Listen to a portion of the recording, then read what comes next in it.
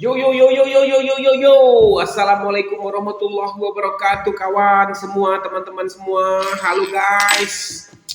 Semoga kita selalu diberikan kesehatan oleh Tuhan Yang Maha Kuasa dan selalu dilimpahkan oleh rezeki yang berlimpah. Amin amin amin amin ya rabbal alamin. Oke, kawan, selamat datang di channel YouTube saya yang baru, Irwanda Amir SRL. Oke, dalam konten kali ini saya ingin menyampaikan sesuatu terkhususnya untuk teman-teman kita, bro-bro kita, mbak-mbak kita, om-om kita yang terkena penyakit asam lambung. Oke, asam lambung. Aduh, ini saya bisa dibilang mantan pasien ya. Mantan pasien asam lambung. Bisa dibilang mantan pasien asam lambung. Jadi saya mau bercerita sedikit di sini. Sebelumnya untuk kawan-kawan yang sudah sehat, ingat pola makan tetap dijaga, pola istirahat, pola tidur kita harus tetap dijaga. Jangan sering bergadang, jangan sering makan telat, apalagi kalau siang. Usahakan yang tidak biasa sarapan harus dipaksakan pagi itu sarapan, apapun itu seperti roti atau apalah. Kalau memang tidak bisa sarapan nasi atau bagaimana, usahakan roti. Pokoknya wajib sarapan. Oke, di sini saya ingin bercerita sedikit dan juga ada pertanyaan-pertanyaan dari nanti kita berikan jawabannya ya. Pengalaman saya, pertanyaan-pertanyaan dari Facebook, dari komunitas asam lambung. Dan juga saya mohon maaf kepada kawan-kawan yang selama ini sering menghubungi saya melalui WhatsApp yang bertanya, ini bang bagaimana bang cara sembuh segala macam. Mohon maaf karena saya tidak bisa jawab satu persatu karena sudah banyak sekali ya, seperti saudara-saudara kita dari Sulawesi, dari Jawa Tengah. Itu ada beberapa orang yang sering menghubungi saya, ingin tahulah bagaimana pengalaman saya di asam lambung kayak. Oke, saya ingin bercerita sedikit di sini. Saya sebenarnya mulai terkena asam lambung itu sekitar 2014-an. Tapi belum saya rasakan. Seperti pertama yang saya rasakan itu seperti badan goyang.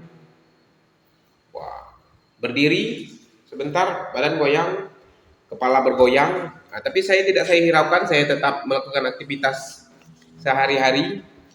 2014 terkena itu beberapa kali seperti itu dan saya tiba-tiba lemas, tapi tidak saya hiraukan. Saya anggap itu seperti capek bekerja, lelah bekerja. Nah, saya anggap, pikir saya tetap positif. Saya masih tetap berpikir positif. Jadi awal mulanya itu tragedi itu terjadi di 2017. Di 2017 guys, awal-awal 2017. Jadi di saat itu saya ada aktivitas di luar rumah. Saya berdiri, memang berdiri itu tidak bisa dibilang bukan di luar ruangan, masih di dalam ruangan, tidak panas-panasan. Jadi di saat itu badan saya mulai goyang sampai saya dari berdiri langsung duduk. Di situ saya mulai awalnya. Jadi saya berpikir, ini sakit apa? Ini sakit apa? Oh mohon maaf, kameranya agak oke. Sakit apa? Tapi badan tidak sakit, tapi terasa lemas. Kalau kawan-kawan sekarang yang bisa dibilang terkena asam lambung, enak. Sudah ada Facebooknya, grupnya, YouTube-nya seperti YouTube Bang Erik Wibowo. Kalau saya dulu belum tahu, jadi memang saya merasakan benar-benar sendiri. Mau cerita ke orang gimana. Setelah saya mulai badan goyang seperti itu, keesokan harinya saya bertubi-tubi. Datang rasa takut. Rasa takut yang tidak jelas, semakin hari semakin bertambah rasanya. Rasa takut, gemetar badan, keluar keringat dingin. Jadi saya cari-cari di Google, searching di Google. Setiap yang saya searching di Google, saya cari-cari di Google, apa yang dikatakan Google, misal sakit ini, itu langsung terasa di badan saya. Saya searching lagi. Sakit ini, gejala ini, gejala ini, gejala ini. Mengapa badan gemetar? Karena ini, karena ini. Apa yang saya baca di Google itu langsung terasa di badan saya. Wah, apakah ini benar? Saya cek ke rumah sakit akhirnya. Saya cek ke rumah sakit, semua normal. Tensi normal, darah normal, semua normal. Saya bertanya-tanya, ada apa ini? Mulailah saya takut akan kematian. Mulailah saya takut untuk keluar rumah. Itu saat-saatnya parah. Saya bisa dibilang parah itu sekitar 8 bulanan, 2017. 2017 awal saya sudah merasakan, tapi parah-parahnya itu 8 bulan. Kalau keluar rumah, saya takut melihat orang. Kalau saya coba untuk ngumpul, nongkrong-nongkrong, orang sudah mulai ramai, di kantor sudah mulai ramai, ngumpul, berbincang-bincang, saya mulai takut. Apalagi kalau ketemu orang, dia bilang, lo kok badan lu kurusan, muka lu agak pucat. Wah, itu saya langsung takut dan pulang ke rumah sambil menangis. Guys, itu yang saya alami guys. Pokoknya gimana ya, mau diceritakan ke orang, orang nggak percaya. Di saat itu orang nggak tahu, dan saya pun nggak tahu kalau itu penyakit asam lambung. Saya belum tahu. 2 bulan pertama saya belum tahu. 2 bulan pertama saya merasakan itu, hal-hal yang negatif seperti itu, saya belum tahu kalau itu asam lambung. Dan diperiksa ke dokter pun semua sehat, normal, cek darah normal, semua normal. Sampailah saya ke psikolog dan ke psikiater. Karena apa? Karena saya pergi ke psikolog dan ke psikiater itu karena saya sudah mulai 1 hari 1 malam itu, dalam 1 malam itu, pokok hitungan 1 hari 1 malam, saya hanya bisa dapat tidur nyenyak itu sekitar 2 jam. Itu pun bisa dibilang bukan tidur nyenyak, tidur ayam. Bayangkan kawan-kawan semua, dalam 1 hari 1 malam itu tidur siang saya tidak bisa. Mau coba tidur di pagi hari, saya libur kerja tetap tak bisa. Tidur malam pun gelisah. Sampai di tingkat fase paling tertinggi. Fase paling tertinggi, saya sering mendengar suara azan di tengah malam. Kalau bisa dibilang sih seperti halusinasi sudah tinggi, tingkat stres sudah tinggi. Sering mendengar azan tengah malam, jam 1, jam 2, saya bangunkan istri saya. Saya bilang, "Dek, kamu dengar nggak suara azan itu?" Istri saya pun terkejut, "Suara azan apaan? Jam 2 loh." Jam 2, kadang jam 11 malam. Jadi di situ tingkat kepanikan saya sudah, kalau bisa dibilang sudah masuk panik attack. Sudah masuk panik attack. Tingkat kepanikan saya sudah masuk ke panik attack, itu kata orang-orang. Tapi saya tidak tahu juga. Jadi kembali lagi cerita tadi. Sebelum itu saya belum tahu namanya apa itu anxiety disorder, apa itu panic attack, itu saya belum tahu. Jadi kembali lagi cerita ke sebelumnya, saya ke psikolog pertama, ini. Jadi saya dites pakai tulisan jawab ya di kertas. Terhadap nilai saya, hitungannya itu saya nggak tahu juga psikolog itu menghitungnya dari mana. Yang jelas tingkat kesetresan saya hasilnya itu sangat tinggi. Tingkat kesetresan saya hasilnya sangat tinggi. Saya diberikan saran ini segala macam, tidak diberikan obat waktu itu. Hanya sekedar ya ngobrol-ngobrol sama psikolog. Akhirnya setelah itu dalam beberapa hari tidak ada perubahan sama sekali, tingkat kesetresan saya tambah tinggi. Seperti dengar suara mobil ambulans saya ketakutan, dan juga seperti lewat perawat-perawat pakai baju perawat rumah sakit itu saya takut.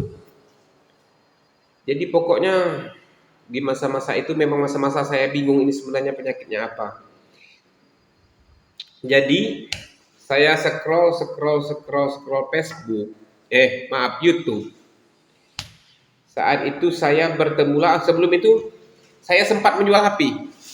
Saya sempat menjual handphone saya karena saya sibuk dengan Google. Apa kata Google? Itu yang saya rasakan. Mulai saya kepikiran. Apa dikatakan Google? Mulai saya kepikiran. Jadi saat itu saya menjual HP saya tidak memakai HP itu selama 1 bulan. Selama 1 bulan, akhirnya tingkat suntuk saya tambah jadi. Akhirnya saya beli HP lagi. Saya beli HP lagi. Dan di saat itu saya benar-benar sendirian, orang tua semua, kerabat semuanya tidak ada yang percaya dengan saya. Sebenarnya itu penyakit apa? Sampai orang tua pun berpikir mau membawa saya ke orang pintar atau ke alias orang pintar lah. Ke orang pintar, apa saya ini kena guna-guna, kena santet atau bagaimana. Tapi hasilnya nihil. Saya tidak apa-apa, badan saya sehat, tapi ada apa? Kok tiba-tiba badan lemas? Itu kalau lemas itu saya seperti apa ya? Saya lagi berjalan, tiba-tiba lemas itu datang, saya bisa langsung lunglai, langsung jatuh. Pingsan enggak? Cuman langsung jatuh. Rasanya seperti langsung dicabut tenaga kita, tuh langsung lemas. Itu dalam berapa menit?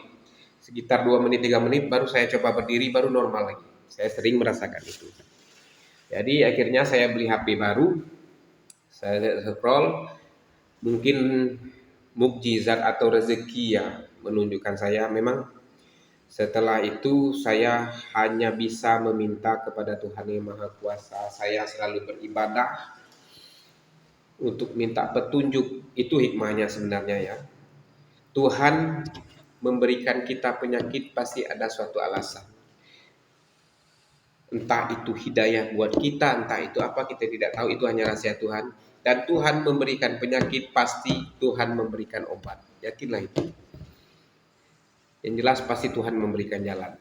Jadi mungkin rezeki saya baru beli HP, saya scroll lagi. Setelah HP saya dijual selama 1 bulan saya tidak memakai HP. Saya scroll, penyakit apa ini segala macam. Tapi saya tidak mencari di Google, saya mencari di YouTube. Langsung saya ketik di situ di pencarian YouTube, penyakit gemetar ini segala macam. Timbullah akun YouTube Mas Erik Wibowo. Jadi saya lihat di situ. Apa yang dikatakan Mas Erik Wibowo persis apa yang saya rasakan. Wow, rupanya ini penyakit saya, rupanya asam lambung. Jadi kenapa saya bisa dibilang saya tidak tahu penyakit asam lambung? Karena perut saya aman bos. Perut saya nggak pernah sakit, nggak pernah terasa nyucuk-nyucuk. Tapi yang saya rasakan sering beberapa kali di malam hari seperti penyakit jantung. Tercucuk, nembus sakitnya ke belakang. Itu sudah berapa kali saya cek, alhamdulillah jantung saya sehat. Jadi apa lah kata saya penyakit saya ini kan. Jadi saya heran juga jadinya. Jadi itulah bertemu dengan akun YouTube Mas Erik Wibowo. Ya sorry, tadi lagi ada teman tiba-tiba datang. Maaf ya, saya sambil nyantai, sambil merokok. Jadi kita lanjutkan tadi. Saya bertemulah dengan akun YouTube Mas Erik Wibowo. Rupanya apa yang ia rasakan, Mas Erik ini mantan pasien asam lambung juga, tapi dia sudah sehat. Ya, berkat semangat, pokok intinya kita semangat asam lambung ini. Mindset kita harus dijaga. Saya scroll, saya cari videonya terus, saya nonton video terbarunya, video terlama sampai video terbaru. Jadi mulailah saya berpikir untuk bangkit kenapa berpikiran saya, mengapa saya harus seperti ini. Jadi yang pertama kali saya cari itu, saya berpikir asam lambung berarti kendala awal di perut, yang bermasalah perut. Itu pikiran saya, yang bermasalah perut. Jadi saya cari tukang urut yang benar-benar paham dengan kondisi perut. Ingat, saya mencari tukang urut yang paham untuk mengurut perut. Setelah itu tukang urut itu tahu kalau kamu ini asam lambung karena perut kamu ini sering gembung kan, kata tukang urut tersebut. Saya pergi ke sana, ya betul kata saya. Dia bilang ini asam lambung. Oh, jadi saya berpikir apa hubungannya asam lambung dengan kepikiran. Nah itulah saya melihat konten-konten Mas Erik Wibowo. Dari situlah saya mulai bangkit. Dan yang pertama saya lakukan setelah berurut perut itu, saya rutin sekali minum kunyit dan jahe merah pagi dan sore selama 1 bulan. Kunyit dan jahe merah dicampur, direbus 3 gelas jadi 1 gelas selama 1 bulan. Perubahannya wow, luar biasa kawan-kawan. Luar biasa. Jadi semenjak itulah saya mulai bertahap sembuh-sembuh. Intinya apa? Kalau perut kita sehat, pasti mindset kita sehat. Kalau asam lambung di perut kita nyaman, sehat, pasti mindset kita sehat. Tapi yang diutamakan pertama kali, kita sebenarnya memang harus mindset kita yang sehat. Sehat dalam arti kata kita harus selalu berpikir positif. Jangan negatif, buang, masukkan yang positif. Nah, itu pertama kali. Pertama kali saya mulai sembuh di situ. Pokoknya saya harus berpikir positif, itu niatan saya. Akhirnya saya yang biasanya tidak sarapan, saya usahakan sarapan. Dan siang paling lama jam 1 siang itu saya harus makan siang. Dan malam saya harus makan. Biasanya saya malam itu makan sekitar jam 11, jam 12, itu kan nggak bagus lagi. Jadi saya usahakan makan itu sebelum jam 9. Dan diusahakan untuk kawan-kawan yang baru sembuh atau ingin sembuh, usahakan jangan tidur di atas jam 9 malam. Usahakan tidur di bawah jam 9 malam. Dan selalulah olahraga, rutin olahraga. Dan selalulah jangan pernah tinggalkan satu, beribadah. Itu intinya. Karena kita sehat karena Tuhan mengizinkan kita untuk sehat. Sedangkan obat-obatan, dokter atau tukang urut segala macam, itu saya anggap itu memang sebagai perantara kita. Tetap kita meminta pada Tuhan Yang Maha Kuasa untuk kembali sehat. Oke. Saya langsung saja saya lanjutkan. Saya sebenarnya membuat konten ini ingin menjawab pertanyaan-pertanyaan dari kawan-kawan di Facebook, tapi pertanyaannya cuma ada 2. Akan saya jawab. Ini pertanyaan yang pertama. Ini dia.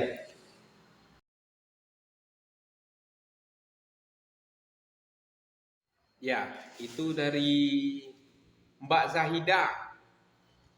Mbak Zahida ini sudah sehat, sudah normal kembali katanya, tapi 2 hari kebelakangan dia asam lambungnya kumat dan seperti masuk angin. Oke, Mbak Zahida, saya sudah merasakan apa yang Anda rasakan. Jadi untuk tanggapan saya, pribadi saya untuk Mbak Zahida sangat mudah. Kalau mbak baru normal, perutnya baru enakan, asam lambungnya sudah normal, saya sarankan jangan makan atau minum minuman yang bergas, mbak. Itu yang harus mbak hindari dulu ya. Itu harus mbak hindari. Makan makanan dan minum minuman, makanan seperti sayur kol, seperti keju, susu itu mengandung gas. Jangan salah-salah mbak. Itu mengandung gas. Seperti minum minuman bersoda, tolong di stop dulu. Tolong di stop dulu. Kalau baru-baru sehat. Dan mbaknya juga harus istirahatnya teratur, jangan mentang-mentang sehat, sudah sehat, istirahatnya mbak nggak teratur dan makan nggak teratur, jangan salah-salah, itu bisa kambuh lagi. Contoh, oke, misal hari pertama mbak makan siangnya terlambat, sekitar jam 3-an, sarapan pagi enggak, tapi keesokan harinya atau malam harinya normal perut mbak, normal, nggak apa-apa, walaupun mbaknya siang tadi makan siangnya jam 2 atau jam 3. Jadi hari kedua bagus, mbak kembali teratur lagi makannya, hari ketiga teratur lagi makannya, hari keempat tiba-tiba mbak kumat lagi. Mbak berpikir, 2 hari ini saya makan normal, teratur. Jangan salah. Itu akibat di hari pertama mbak tidak makan teratur. Asam lambung ini tidak langsung kumat mbak. Tidak langsung kumat. Hari pertama itulah yang membuat mbak kambuh di hari keempatnya. Jangan salah-salah. Karena asam lambung tidak refleks. Seperti kita sakit gigi makan coklat langsung sakit, tidak refleks. Memang ada asam lambung yang refleks seperti minum minuman yang berkafein, seperti kopi yang tidak bisa kopinya manis, langsung minum refleks ada. Tapi kalau untuk makan tidak teratur, itu akibatnya bukan langsung, tapi secara bertahap. Nah, jadi kepada mbaknya, tolong dijaga pola makannya, dijauhkan dari makan makanan yang bergas, minuman yang bergas, di stop dulu sampai perut mbak benar-benar normal. Sama seperti saya, orang bilang, jadi saya sudah terkena asam lambung ini, saya sudah banyak bertemu, rupanya banyak kalangan yang terkena asam lambung tapi dia malu untuk mengakuinya. Karena asam lambung ini yang dikejarnya mental kita. Akhirnya saya bertemu, ada yang bilang kopi itu mempengaruhi asam lambung. Tapi menurut pribadi saya salah. Selagi kita sudah makan dengan teratur, kita ngopi, kecuali kalau habis bangun tidur langsung kopi yang kita cari, wah itu langsung kumat. Tapi ketika sudah kita makan kita teratur, kita minum kopi, dan ingat, kopi pahit bisa dibilang kopi yang sedikit gulanya. Kalau kopi yang gulanya banyak, kopi itu sebenarnya sehat, bagus untuk obat. Yang penyakitnya itu gulanya, bukan kopinya. Itu harus diingat. Alhamdulillah sampai sekarang saya hampir tiap hari ngopi mbak. Tapi sedikit gula, 2 sendok kopi, 1 sendok gula. Alhamdulillah tidak apa-apa, asal saya sudah makan atau sarapan.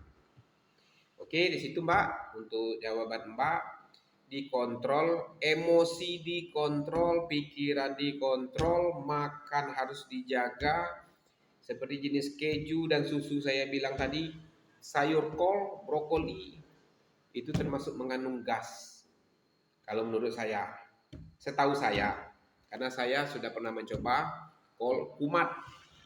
Saya makan kol kumat. Apalagi ketan, hindari makanan ketan. Untuk mbaknya, hindari makan ketan. Oke, satu lagi pertanyaan dari mbaknya ini pertanyaan mbaknya. Ya, itu dari pertanyaan dari Mbak Anita. Saya sering masuk angin, sering lemas. Oke, Mbak Anita, ini saya jawab ya. Sering lemas dan sering masuk angin. Coba Mbak usahakan Mbak rebus kunyit dan jahe merah rutin setiap pagi dan sore. Rutin, itu dua itu dicampur sebesar jempol. Karena saya sehat melalui itu. Saya sehat dari asam lambung melalui itu. Dan jika asam lambung saya tiba-tiba kumat, sekali-sekali kumat, saya pernah juga saya sekali kumat, itu saya langsung rebus itu, alhamdulillah normal kembali badan saya dan pikiran saya. Kunyit, induk kunyit ya, Mbak, diusahakan induk kunyit sebesar jempol ambil, dan jahe merah sebesar jempol juga, itu digabung, ditumbuk aja, nggak usah diparut, ditumbuk, direbus 3 gelas air jadikan 1 gelas, direbus sampai 1 gelas. Itu minumnya pagi sebelum jam 9, sore sebelum maghrib, dari jam 4 sebelum maghrib. Nah, itu cara minum yang benar. Karena apa? Karena saya diberitahu juga oleh orang yang herbal, kalau kita minum obat herbal itu dari tumbuh-tumbuhan itu, kalau di atas jam 9 kita minum, itu tidak berfungsi di dalam tubuh kita. Tapi jika dari subuh sampai sebelum jam 9 kita minum obat herbal itu dia bekerja di dalam tubuh kita. Begitupun sore. Sore itu sekitaran habis asar jam 4 sampai sebelum maghrib itu harus kita minum, kita buat, karena disitulah saat proses kerjanya. Kalau bisa jam 4, jam setengah 5 itu sudah kita minum. Jangan malam, karena malam tidak akan bekerja di dalam tubuh kita. Itu obat herbal. Mbak karena masih lemas, itu Mbak masih ada pikiran-pikiran yang negatif. Mbak Anita, buanglah pikiran-pikiran negatif itu, aturlah pola istirahat Mbak, dan makanlah yang teratur. Sarapan pagi wajib, siang wajib, paling lambat makan siang itu harus jam 1. Kalau bisa, kita ini bisa dibilang asam lambung ini orang yang pengunyah. Orang yang kalau bahasa kami itu cangok. Memang seperti itu. Kita harus ngunyah terus. Harus ngunyah terus. Jangan takut badan gemuk. Ngunyah itu nggak harus banyak, sedikit aja. Makanya selalu saya menyediakan ini, permen. Saya harus ngunyah terus. Jadi lidah itu terasa manis terus.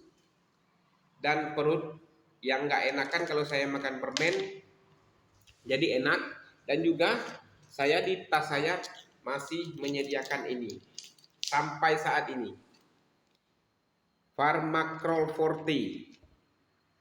Ini saya standby-kan di tas saya karena saya sering misalnya lagi di jalan terlambat makan. Nah, ini saya makan untuk antisipasi. Sebenarnya saya sekarang jarang kumat, tapi ini untuk antisipasi saja. Entah saya lagi di mobil berkendara, nggak ketemu rumah makan atau gimana, belum sampai rumah. Jadi kalau terlambat makan, saya ini dulu saya makan untuk antisipasi. Tapi jangan antisipasi makan ini, makan siangnya jadi jam 5 atau jam 4 sore, itu sama dengan enggak. Ini untuk antisipasi saja untuk sebentar. Jangan sudah makan ini tapi makan siangnya jam 5 sore. Cuma saya tetap menyediakan ini. Ini obat saya.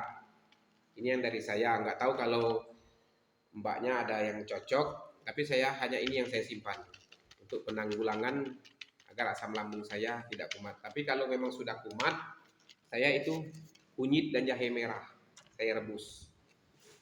Jadi itu seperti itu Mbak Anita, jawaban dari saya, pengalaman pribadi saya. Mbak harus olahraga rutin, makan harus teratur, dan istirahat harus cukup. Usahakan jam 9 itu sudah tidur. Kalau memang tidak, usahakan untuk kawan-kawan teman-teman semua yang mempunyai asam lambung, ini yang kerjanya senggang, usahakan kalau bisa tidur sianglah walaupun hanya 20 menit. Tidur siang yang bagus setahu saya, pribadi saya itu dari jam 12 habis zuhur sampai jam 3 lah. Kalau di atas jam 3 sudah jam 3 lewat itu kelihatannya kurang baik juga untuk tidur siang ya. Saya seperti itu. Walaupun hanya 20 menit saya tidur siang, walaupun hanya 15 menit yang penting saya tidur siang. Itu sangat bagus untuk kesehatan kita. Walaupun sebentar tidur siang, diusahakan. Yang jelas kalau memang karena faktor pekerjaan, ya kita langkah lain yaitu harus makan makanan yang bergizi. Jangan lupa setiap makan harus usahakan ada sayur apapun itu. Dan usahakan untuk penyakit asam lambung ini setiap harinya harus dibiasakan makan buah. Tidak perlu buah mahal seperti pisang dalam satu hari atau kates. Pokoknya berjenis buah dan makan makanan kita yang kita makan sarapan pagi atau siang, malam, paling tidak harus ada sayur. Entah itu sayur bening, pokok semua sayur lah diusahakan. Jadi itu Mbak Anita, intinya Mbak kalau memang masih seperti lemas, keliengan, sering masuk angin, usahakan jangan sering dikerok Mbak Anita. Nggak bagus juga kalau dikerok. Kalau dibekam bagus. Menurut saya kalau dikerok kurang bagus, tapi kalau dibekam bagus. Dikerok nggak apa-apa juga, tapi jangan keseringan. Jangan keseringan dikerok. Nah, itu dari saya Mbak Anita. Yang jelas Mbak Anita, saya doakan semoga cepat sehat, cepat pulih, dan ingat jangan baru pulih makan tidak teratur dan makan sembarangan lagi. Makan sembarangan dalam arti kata seperti semuanya dimakan, seakan-akan kita ini tidak ada riwayat asam lambung. Tetap makan teratur dulu. Kalau sudah normal, sudah lama normal, baru. Tapi jangan sering-sering makan makanan yang sembarangan itu. Misalnya seperti gorengan. Saya pecinta gorengan, Pak. Tapi sekarang sudah saya jarak. Dulu saya biasanya tiap hari sarapan di warung harus ada gorengan. Tapi sekarang tidak. Paling tidak seminggu 1 kali, seminggu 2 kali paling banyak, seperti itu. Kita kurangi, bukan menghilangkan, bukan untuk memberhentikan. Tapi di saat kita asam lambung ini, saat kita dalam pengobatan, usahakan hindari dulu. Dan saya di saat pengobatan saya sangat menghindari Mbak yang namanya masak 2 kali. Itu masak 2 kali istilahnya gini ya. Masak 2 kali maksudnya seperti sayur nggak habis dipanasi kita makan lagi. Wah, itu enggak, saya tidak. Bagi saya itu sangat tidak sehat. Apalagi untuk asam lambung, saya ingatkan. Seperti gulai nggak habis dipanaskan lagi. Nah, itu saya tidak sarankan untuk mencoba. Karena itu sangat tidak baik bagi penderita asam lambung. Oke? Tidak baik untuk penderita asam lambung. Yang namanya bahan-bahan makanan yang dipanaskan lagi, yang dihangatkan lagi, itu tidak baik. Itu bagi saya, karena saya tahu dari orang juga. Dan juga tolong minuman, jangan pernah lagi sarapan pagi atau makan siang, jangan minuman lagi makan itu minumannya teh manis. Jangan, usahakan minum air putih. Setelah itu terserah.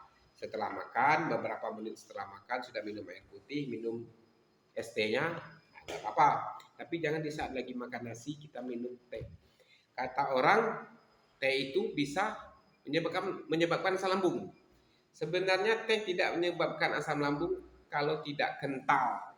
Contoh, teh kita celupkan tehnya, jangan kita tinggalkan di gelas. Sudah berubah warna air itu sudah kita angkat. Kalau saya seperti itu, sudah berubah warna airnya, saya angkat. Tidak akan saya tinggalkan di gelas. Kebanyakan orang kan ditinggalkan di gelas, jadi kental. Jadi itu salah satu penyebab timbulnya asam lambung. Mulai perut gembung, bersendawa susah, dan untuk Mbak Anitanya, kalau di malam hari Mbak gembung susah untuk sendawa. Karena apa? Asam lambung ini kalau sudah gembung seperti masuk angin itu, kalau belum sendawa belum nyaman. Caranya ada. Mbak berjalan sekeliling rumah, maksudnya di dalam rumah aja, jangan sekeliling rumah. Berjalan di rumah sambil ninjit atau bagaimana. Kalau tidak, duduk bersender di dinding, luruskan kaki. Sambil tekan ini pelan-pelan di ulu hati kita. Insya Allah itu bisa sendawa. Karena itu yang saya lakukan. Dan usahakan kalau asam lambung lagi kumat, mbaknya benar-benar ngantuk, ingin tidur, usahakan miringnya ke kiri tidurnya.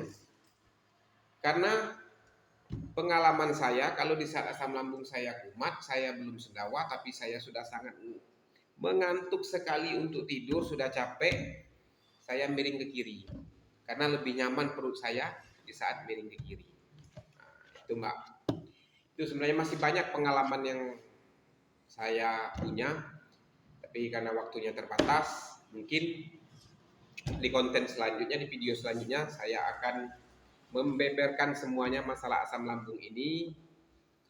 Dan untuk kawan-kawan semua yang di sini yang terkena asam lambung yang menonton video ini dan semuanya, saya doakan semoga cepat sehat dan teraturlah makan, teratur olahraga, teratur istirahat, dan mindset yang negatif-negatif buang semua, campakkan semua.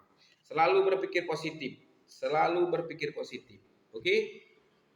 Dan ingat, tetap jaga kesehatan, semoga kita dimurahkan rezeki semuanya, dan bisa yang terkena penyakit asam lambung yang parah, semoga cepat sehat dan bisa beraktivitas seperti biasanya, jangan seperti saya dulu takut ketemu orang, takut berkumpul. Mudah-mudahan semua sehat. Ya, saya mohon bantunya untuk konten saya ini, like dan subscribe. Oke? Sekian video dari saya, mudah-mudahan saya akan membuat video lainnya lagi jika ada pertanyaan-pertanyaan tentang asam lambung. Ya, untuk mbak-mbak, 2 orang mbak yang bertanya, saya doakan semoga cepat sehat. Dan ingat pantangannya, jangan baru sehat langsung mau, jangan. Ditahan dulu seleranya, normalkan dulu asam lambungnya. Oke? Jangan lupa kawan-kawan semua, yo, like and subscribe. Ngomong subscribe aja Pak ya. Dan mohon maaf atas video-video saya yang kurang lancar, memang saya belum aktif lah di depan kamera, mohon maaf sebelumnya. Atau ada salah-salah kata, saya mohon maaf, karena yang saya berikan itu adalah pribadi dari diri saya sendiri yang sudah saya alami. Oke,